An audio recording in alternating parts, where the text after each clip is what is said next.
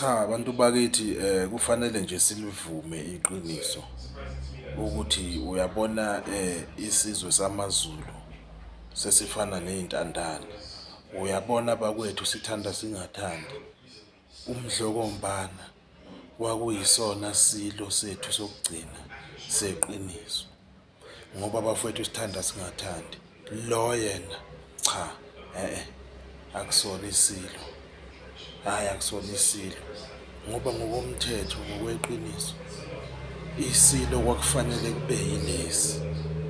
Kodwa-ke ngokuxoki nangepolitiki nakho konke okunye okungamanga kwagcina sekungasenzekanga lokho. Kodwa nje bakwethu isizwe sethu kwaZulu, hhayi sisenkingeni. Akukwazeki ukuthi singaba nomuntu okuthiwa kufanele ehole isizwe ophethe iy'khwama zonke, kodwa bese eba nemigilingwane engaka. Hhayi bafowethu siyoyicela ivuthiwe ngempela. Kangisho ukuthi ngithini kodwa nje ewu.